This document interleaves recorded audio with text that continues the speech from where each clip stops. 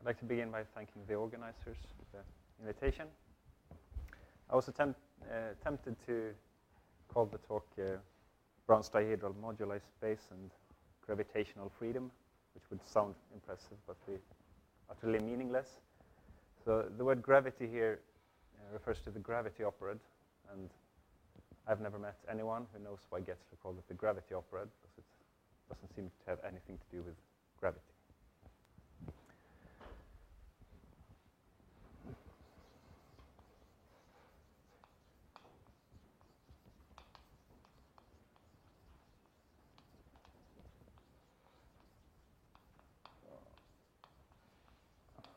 Brown's dihedral moduli space.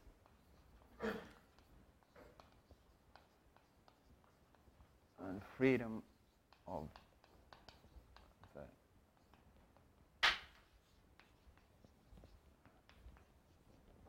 gravity operad. And I should say that this is joint work with Dan Petersen.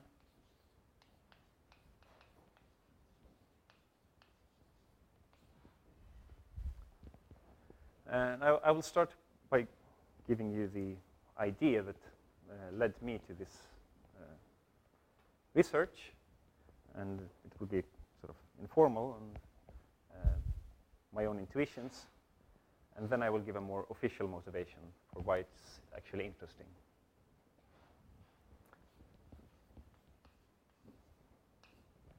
So, idea. Recall the moduli space of Riemann spheres with n marked points. So we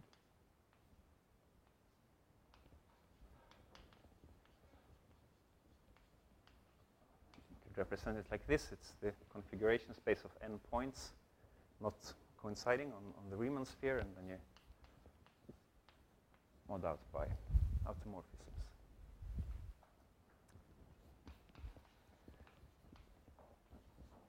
It has a well-known compactification called the Dilling-Mumford compactification.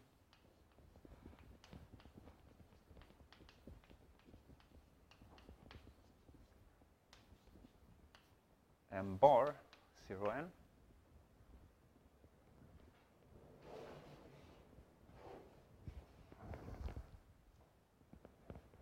And it has the following property. If you look at the set of complex points of the compactification, it becomes a union over trees, T with n legs. And for each such tree, you take a product over all the vertices of the tree, and you have a copy of the uncompactified space M0n. I write NB here for the number of edges attached to that vertex. Right, here I should also write complex points. This is true as sets, and you can read this in a, or package it in a compact form by saying that the set of complex points of the compactified space is the free cyclic operad of sets generated by the set of points of the open moduli space. So I don't write any index n here because it's varying. It's the arity of the operad. So the set of points of the compactified space is a free operad of sets. Now, once you include topology and pass to varieties, it's not free anymore. This is not a disjoint union of varieties. It's just a disjoint union of sets. But you still see some remnant of this fact when you pass to topology, or namely, you have the following result. So should I say what cyclic operad is? So Benoit talked about operads.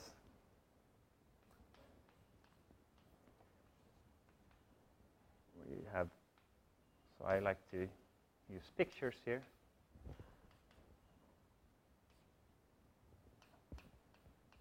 So you had some operation with some number of inputs, and you can compose another operation with some other set of number of inputs by composing into the ith input.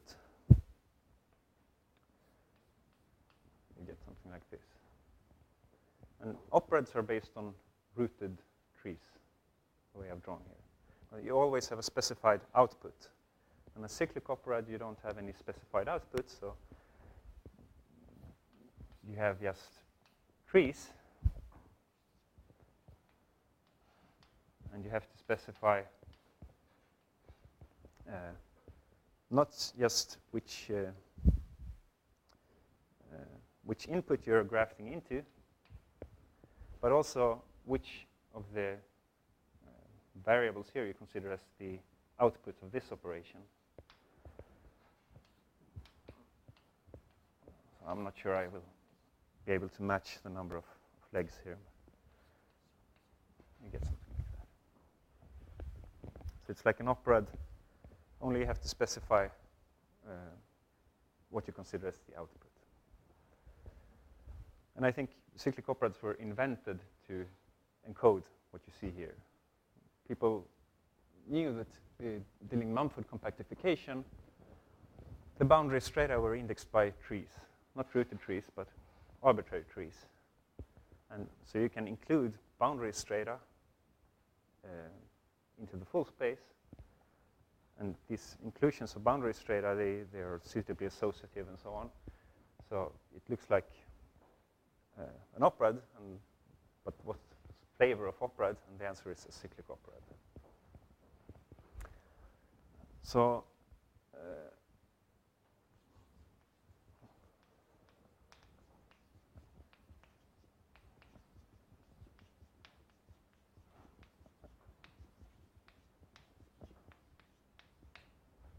passing to topology, we get, as a result due to Getzler, Kapranov, and Inspai.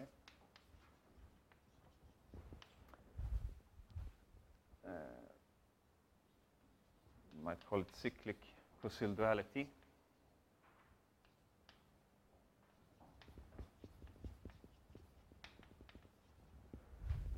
So maybe we should look to get the indices right here. So we shift degree by 2 and take homology of the compactification.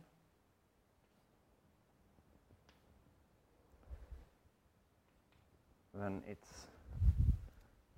so looking here, the compactified space as a collection of sets is free. If you go to cohomology, it's not free anymore, but it's the next best thing. It's not equal, it's quasi-isomorphic to the cyclic cobar construction.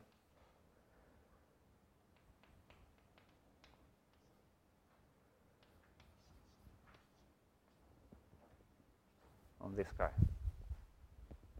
So the cobar construction, you get it by taking the free operad, and then you have a differential. And that differential takes care of the topology. So the differential will. Don't you need, you take the cyclic cobar construction of a cyclic operad? Again.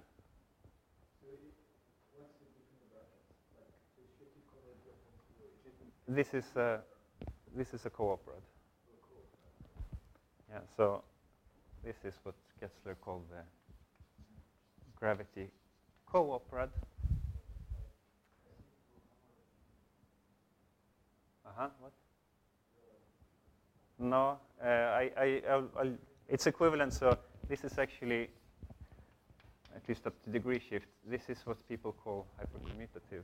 And you don't need homology because you can define the hypercommutative operator as having these components and composition given by Gießen maps.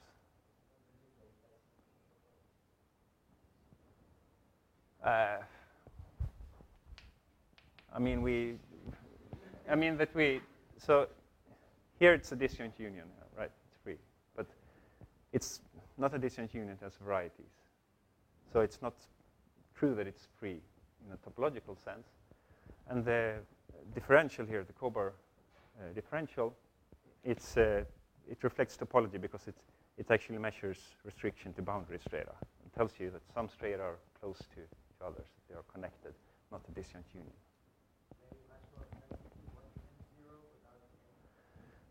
I'm using n as a variable. So we call an operad O is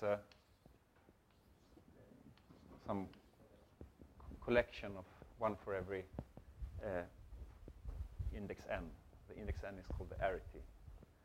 And I'm not writing the n all the time. And the dual version here is that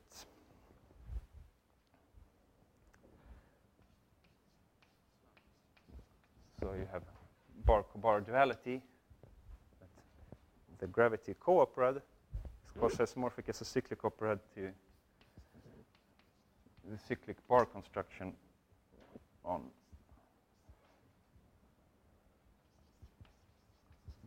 the hypercommutative operad.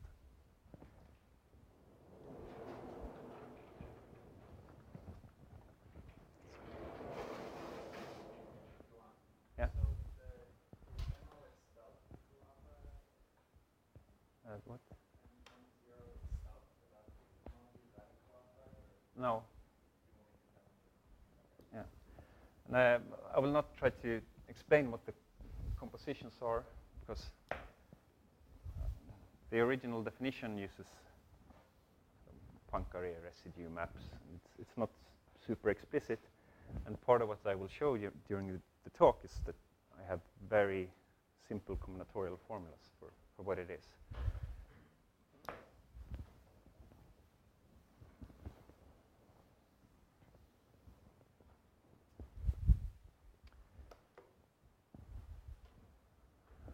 So far, nothing really new. Francis Brown introduced an intermediate space.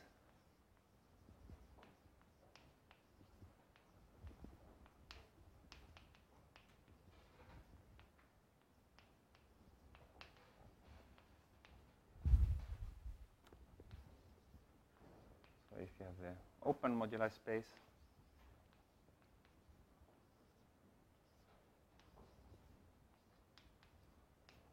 it's right in between.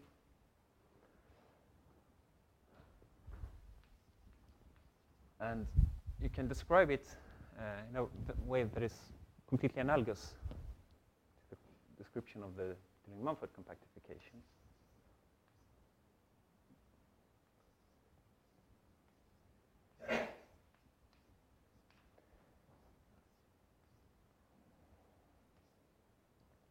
The only difference is that I now take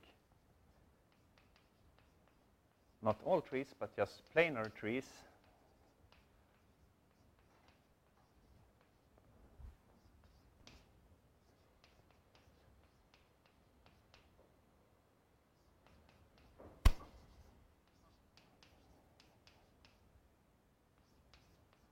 And then it's exactly the same.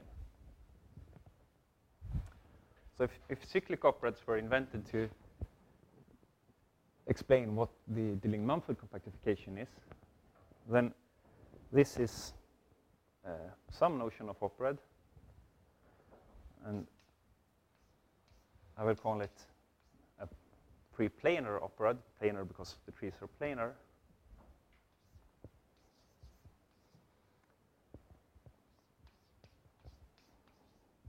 Another word would be non-symmetric cyclic, but I find that terminology to be very awkward. So I prefer to call them planar.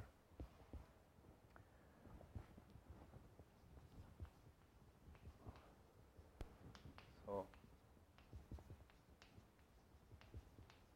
planar means, for example,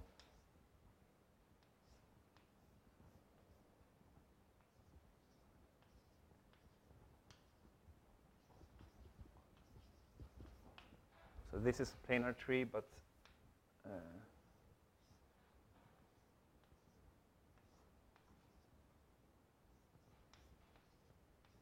this is not okay.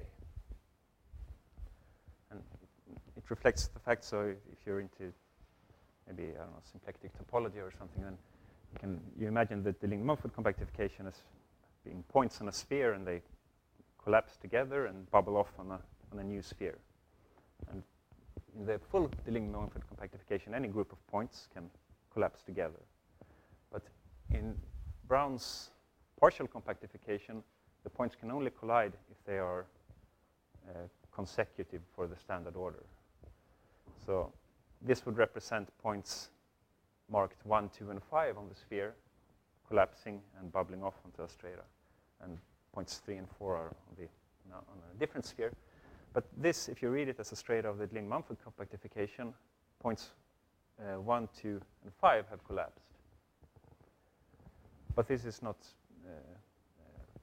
admissible in Brown's partial compactification because it's not a consecutive subset of points. So consecutive meaning cyclically consecutive, because 5, 1, 2 is actually consecutive for the cyclic order. So if you just look at the well-known result due to Getzler and Kapranov and Ginsberg,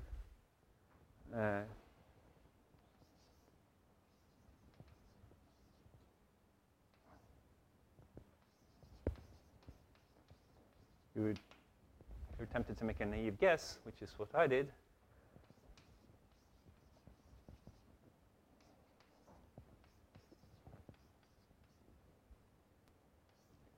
And here, instead of taking hypercommutative, which was the shifted cohomology of the Dillington-Mumford space, we take the shifted cohomology of Brown's moduli space.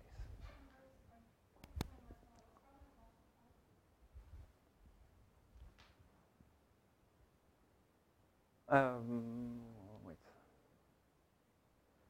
It's actually okay, but we should do like that.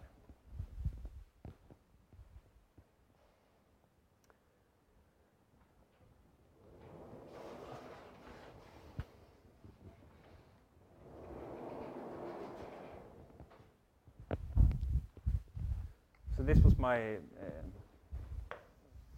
informal motivation for why attempting to, or why I guessed that something like this should hold.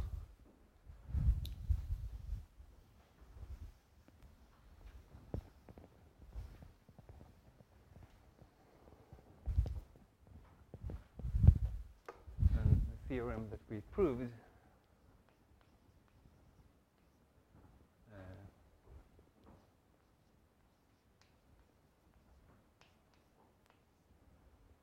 the gravity cooperad is not quasi-isomorphic, it's actually isomorphic to, well, actually what's written there, but the operad that we take the Bohr construction of has trivial compositions, so it's actually free.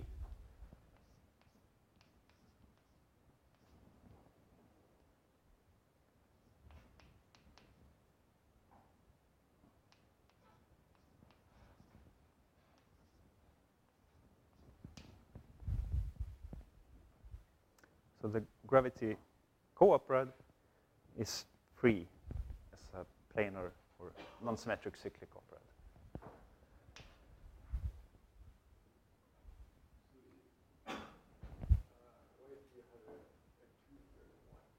Because in the Bohr construction, you shift degree. So the Bohr construction, the underlying cooperad is this guy. And then because the compositions of that operad are trivial, you have no differential. And I should say that the isomorphism here is completely explicit, and I will give more details soon.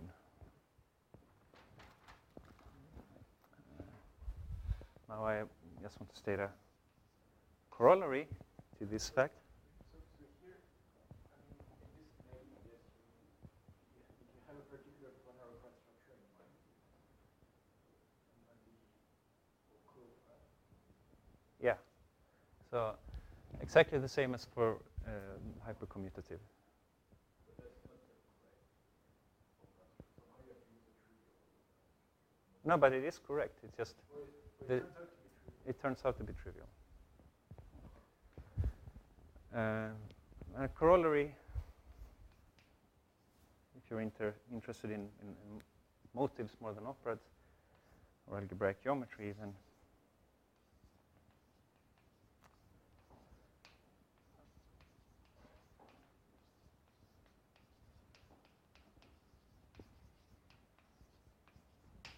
the Hodge structure on the cohomology of Brown's moduli spaces is pure.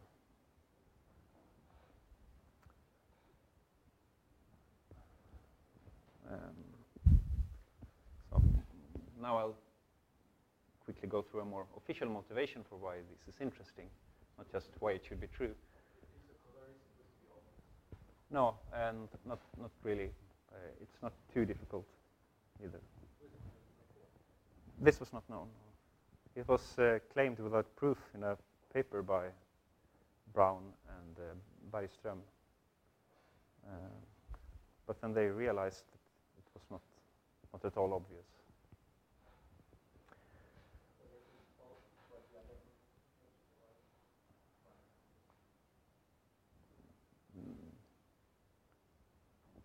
No, so it. No. So compact? No, it's not compact.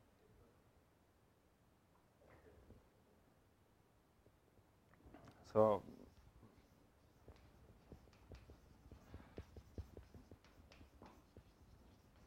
more official motivation for not why it's true, but why it's interesting.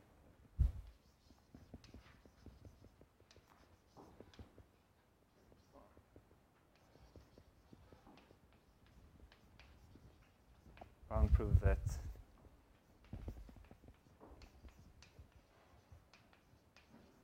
the periods, so I can write them here maybe.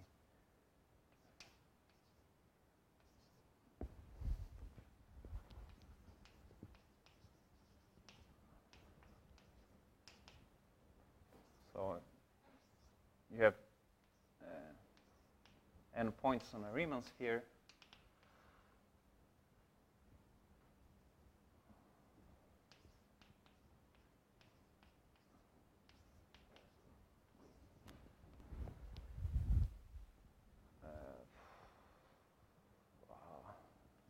So let's say all are real. We compactify that inside of the set of real points of its moduli space.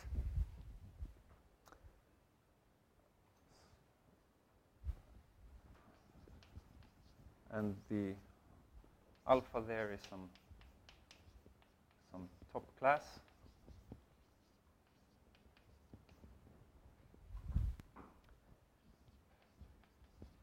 These periods give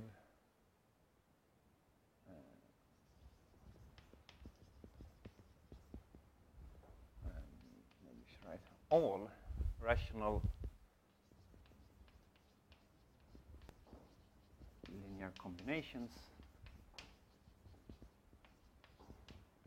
of multi-zeta values. And then in another paper, he proved that the period of any mixed state motive unramified over C has the periods of such a motive are expressed by multiple zeta values. So these periods are in some sense all, as long as you stay on a with the nice motives, these mixed state motives that are unramified over C. So this begs the question,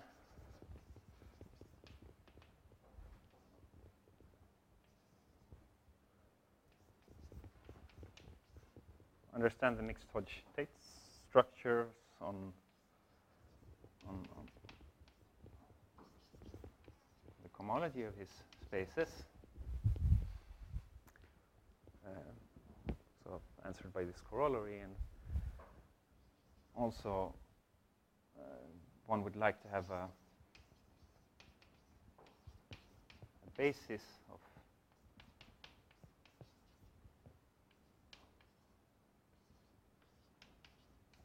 the top-dimensional cohomology to have an efficient way of writing all such integrals. And one would also like to have combinatorial formulas for how these interact, because okay, so if you want to study multiple zeta values, there are known models for multiple zeta values. There are conjecturally valid presentations in that they encode all the relations. But all those presentations, while fairly small, I'm thinking of, for example, the double shuffle relations, they are not really geometric in a sense. So you would want a presentation of the multiple zeta values, so it's a sub-algebra of the real numbers, and you would want generators and relations that are geometric. But to write down that, you need to have a basis for these cohomology groups.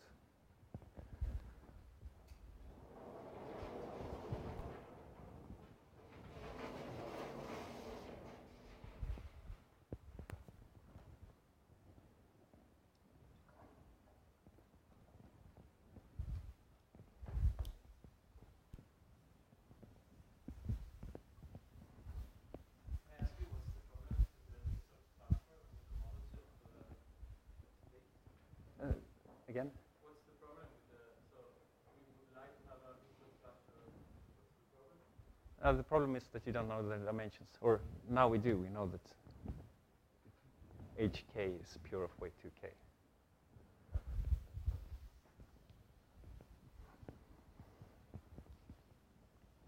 So I'm guessing if you're into motives, what you really want is to know the relative cohomology groups. Our results give a fairly efficient combinatorial recipe for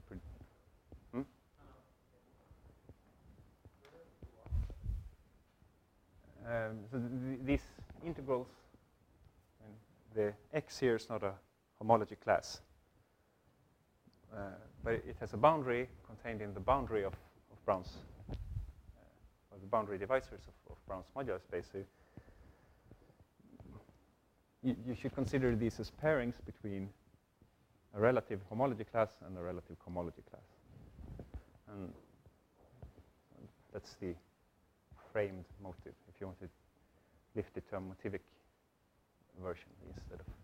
Instead of actual period integrals, have motivic periods which are framed motives, then it's the relative cohomology that you want.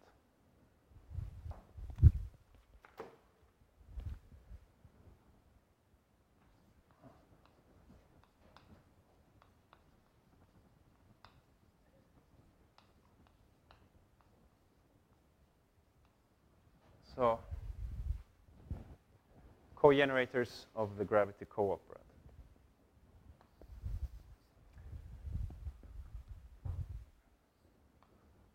I will need a notion of chord diagrams. And these are, you take some regular n-gon, you mark the sides, say. Then a chord diagram is any picture that you can draw on this using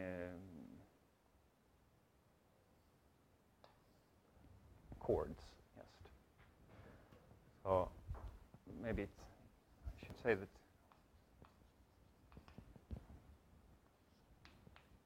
we have no double chords allowed.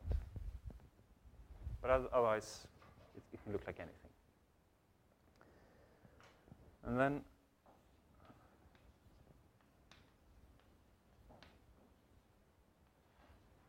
say that a chord diagram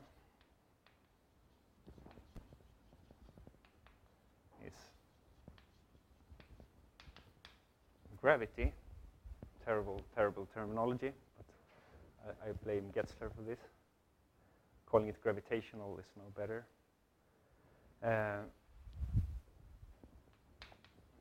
If the following two conditions are met.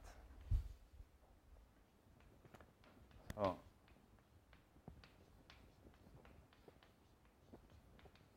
it does not contain a subdiagram of the form. So here is a side of the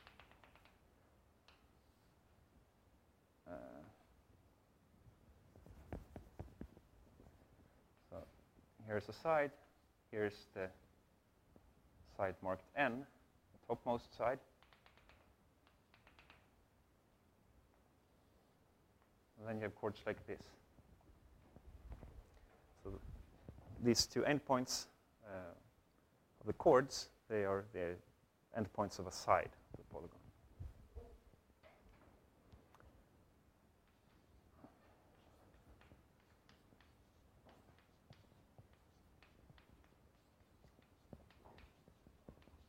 And the second condition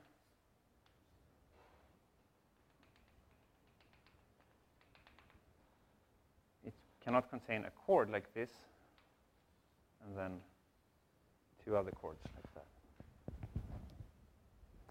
So this condition involves three chords.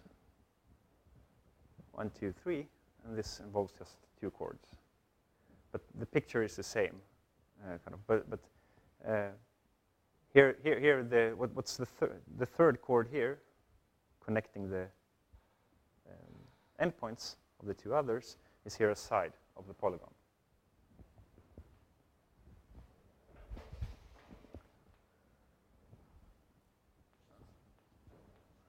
So is it clear here what I'm ruling out?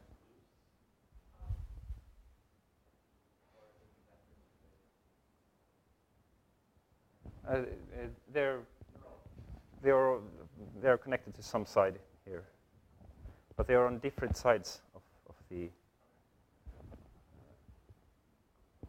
N.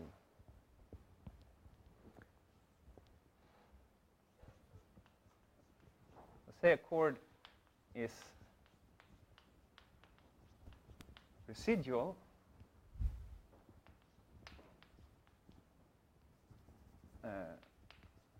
in a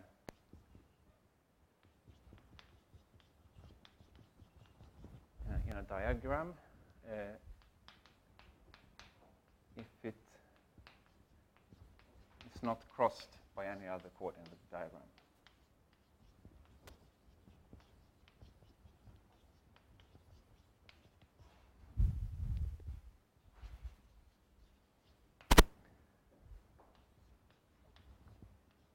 And then say a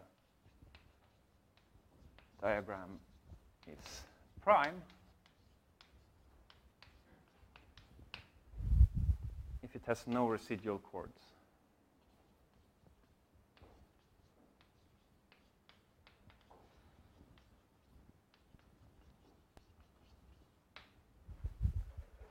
So I will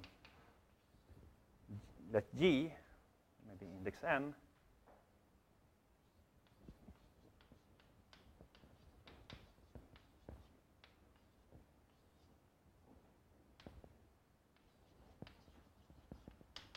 be this set of gravity chord diagrams on an n-gon, and then Pn be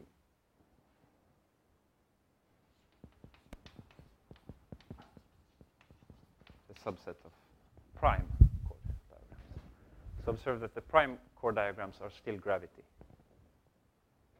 They are gravity chord diagrams that have no residual chords.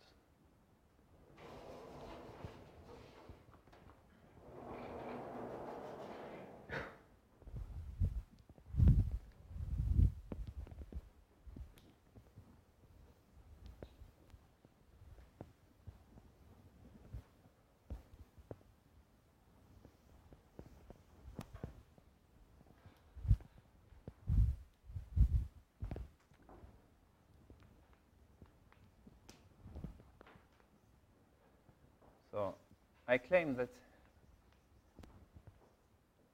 gluing polygons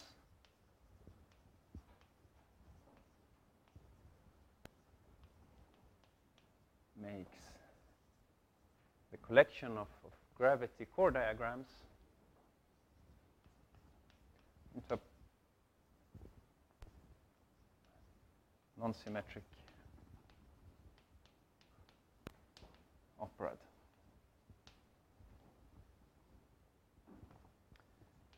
And moreover,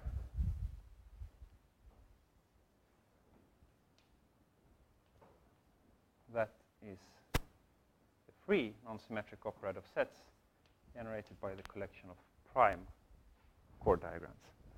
And this is, I claim, obvious if you take your time and draw some pictures. So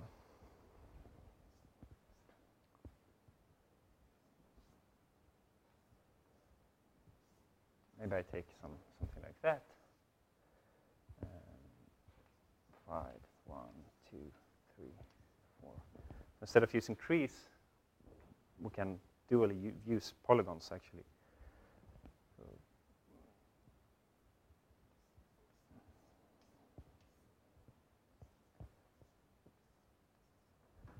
So let's say I want to glue into the third input. So 5 and 4 are the respective outputs. I put them side by side. I had my pentagon with the chord diagram, and then I have the square with the chord diagram. And once I sort of rectify it, I get 1, 2, 3, 4, 5, 6. A heptagon.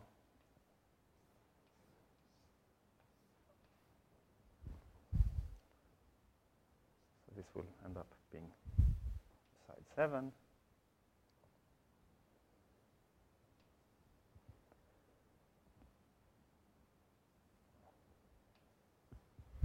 So you see the side to which I glue, it becomes what I call a residual chord. Right? No chord can cross that. And because you always get a residual chord like that, you can work backwards. If you take any chord diagram, you can split it, use your scissors and cut it along the residual chords, and then you're left with a number of smaller polygons with diagrams that have to be prime. So gravity chord diagrams is a free operad of sets generated by the prime diagrams.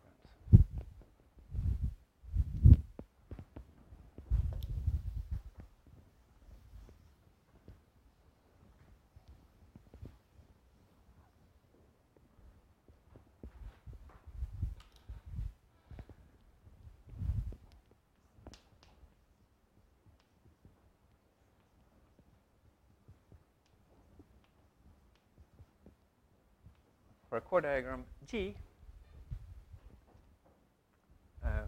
gravity chord diagram,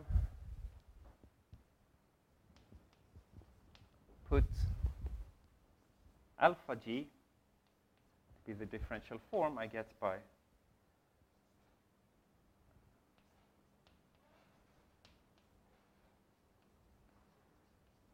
wedging over all chords of G of a form alpha ij associated to the chord. This will be a form of degree the number of chords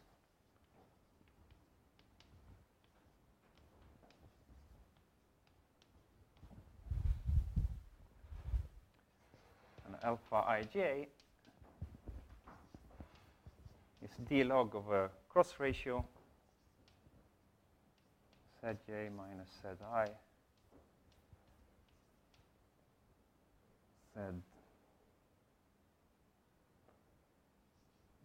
minus Zi minus 1, I think.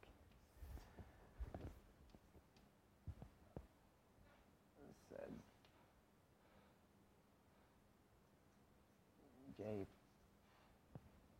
Oh, I have to shake.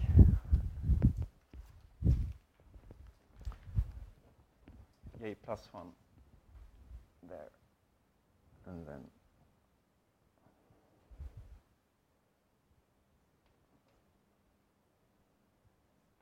J plus 1 minus Zi. Here, J minus Zi minus 1. If I got the indices wrong, it's supposed to be a cross ratio. The cross ratios generate a ring of functions on M0n. So this way you get a differential form with a degree equal to the number of chords.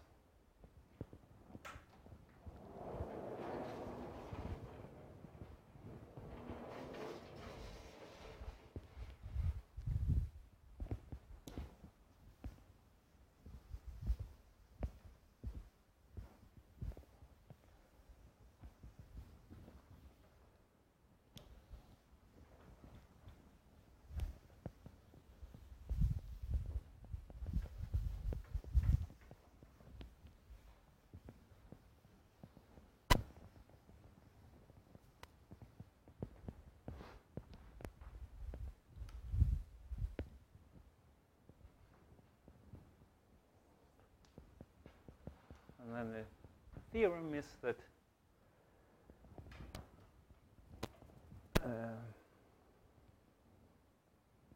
this association of a differential form to every chord diagram is an isomorphism.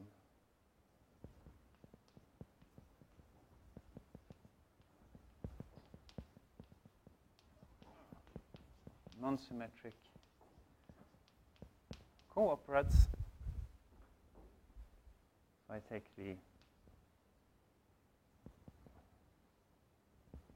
I can actually use integer coefficients here. So I take the span of the gravity chord diagrams. I can consider this as a cooperad. So I previously said that it's an operad, but if I just dualize, I get a cooperad, and I don't need to write any duals because I have a specified set of generators.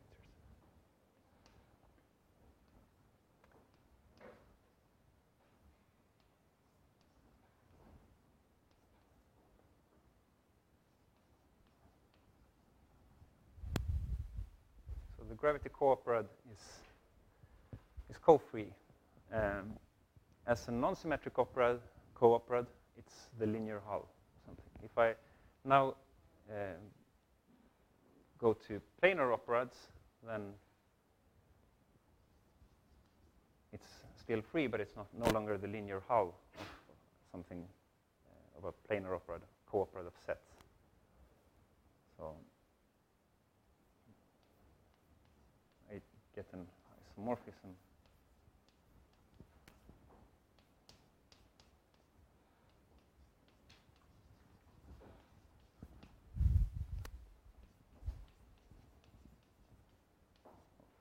Planar cooperad. The reason I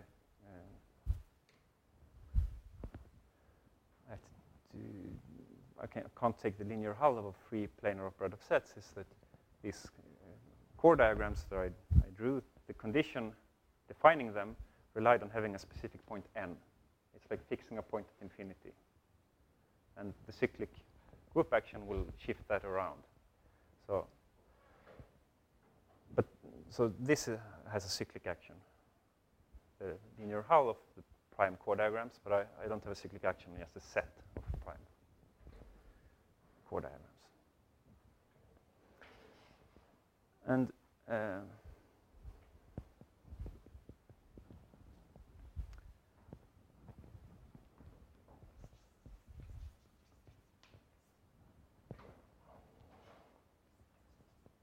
remark, it's fairly easy to argue that the image of the prime core diagrams,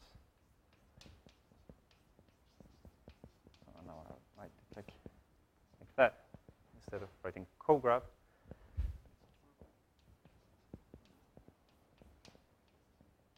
This is the same as the image of, you take the restriction of the forms on Brown's moduli space, restrict them to the open moduli space.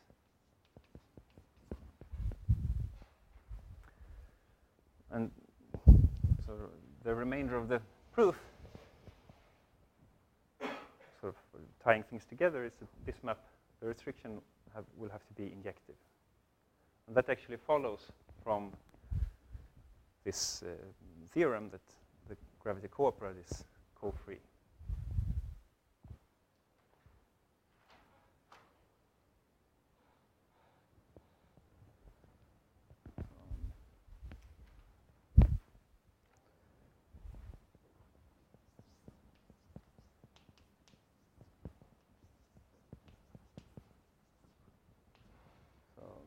Purity, or why the restriction map from Brown's partial compactification to the open moduli space, or why that's injective. So in degree k, this is known to be pure of weight 2k. And the restriction respects well, weight filtrations. So if this map is indeed injective, then this must have, in degree k, pure weight 2k. So the implication actually goes the other way around. If this has weight 2k, in degree k, then this map must be injective.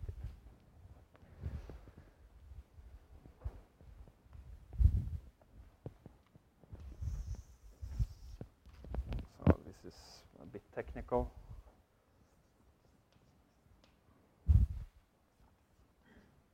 Let dn be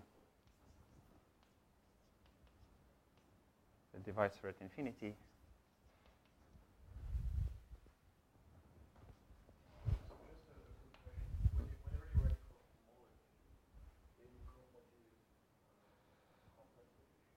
No, I can take integer coefficients.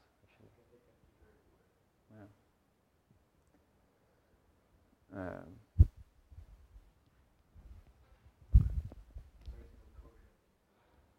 No. So, yeah. So the key here is this works over the integers.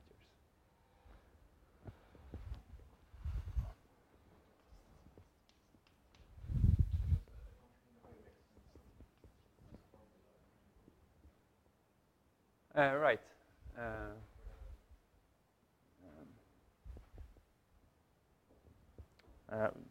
So it's in Brown's thesis.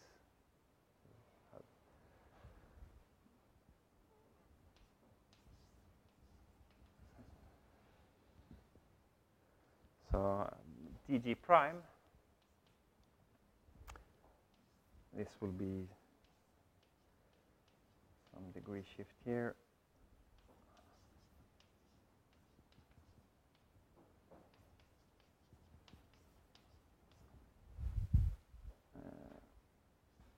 This is the complex of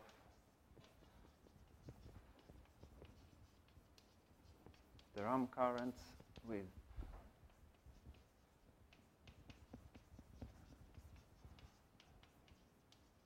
log singularities along the divisor. And then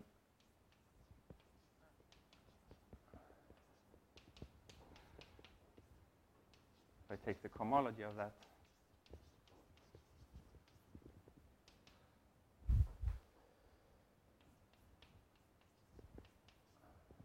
known to reproduce Borel-Moore homology, and the same shift here.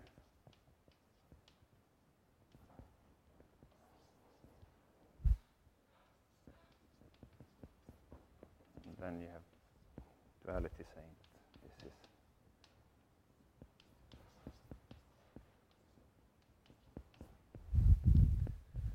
so dg prime is supposed to be a chain level version of this operad.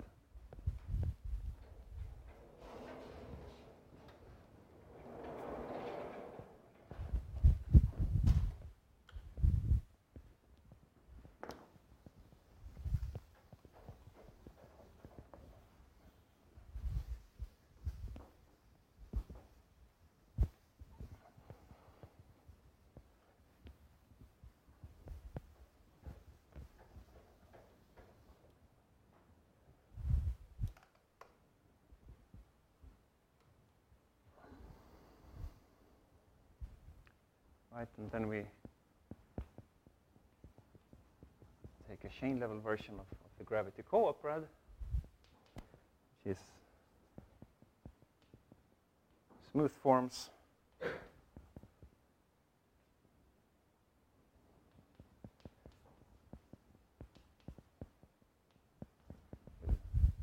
Log singularities, and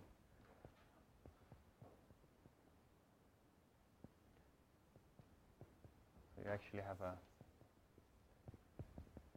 quasi-isomorphism and inclusion into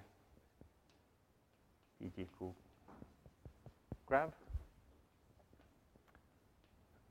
as the holomorphic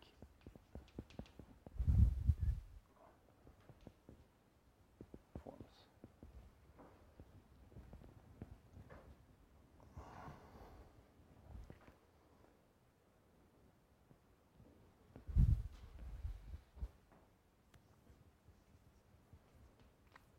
And then there's a cap product isomorphism saying if you take the planar cobar construction on the chain level version of cograv, then it's actually isomorphic to dg prime.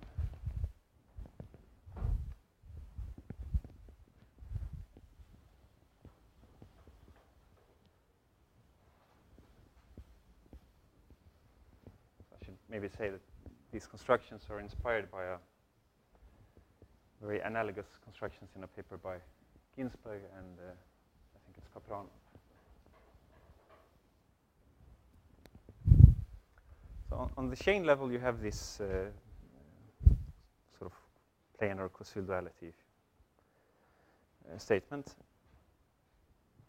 and then the statement that we prove can be regarded as saying that the co-operads or operads involved here are formal.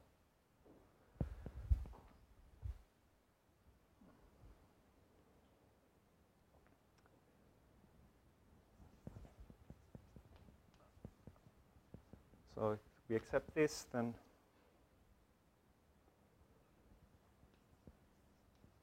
the gravity co-operad, which we proved was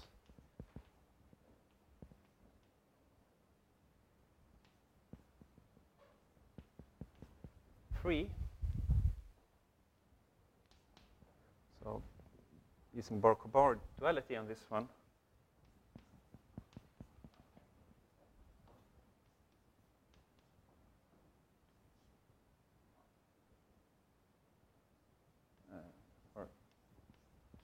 so first I want to write the free co-operad as a bar construction on an operad with trivial co-operad with trivial co-composition.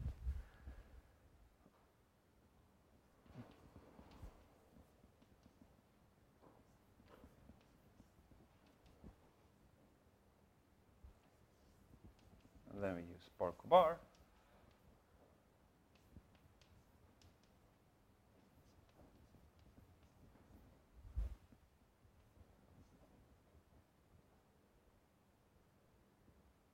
and looking at this one,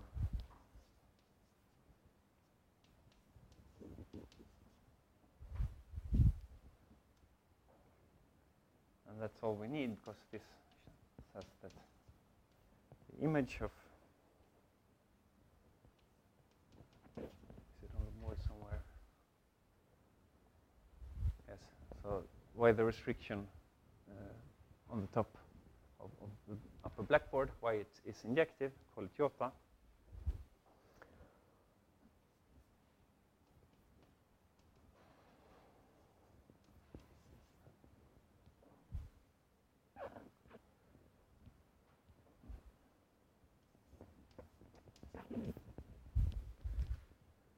So it has to be injective.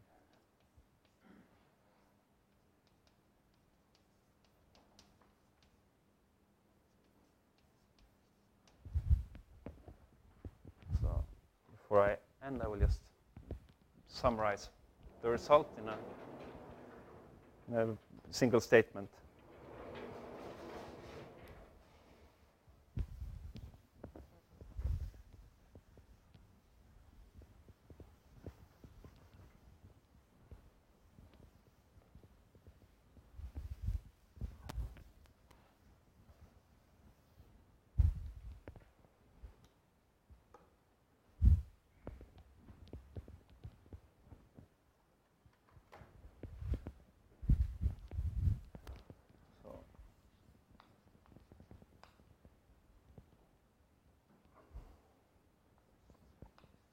Phrase it like this.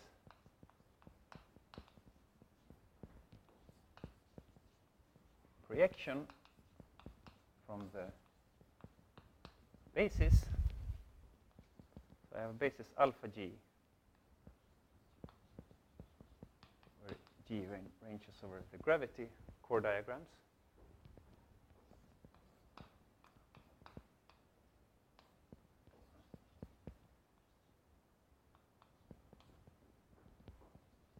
This projection, so I should say what I project onto the subset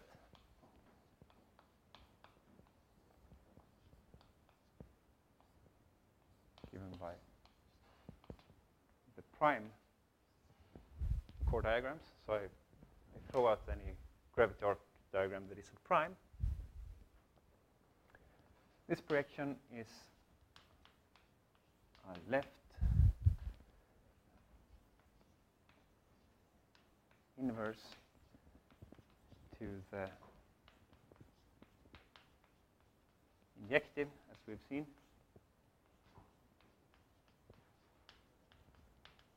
Restriction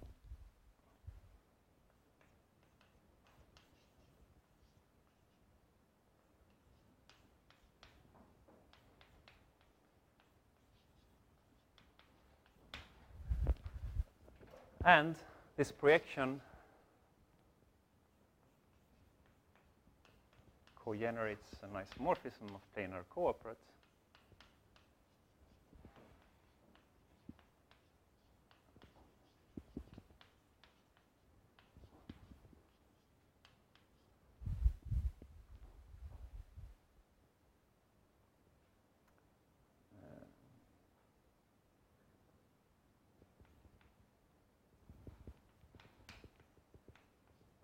From the gravity cooperad, which I now write like this, to the free planar cooperad on the cohomology groups of Brown's moduli spaces. So everything is reduced to completely elementary manipulations with these core diagrams.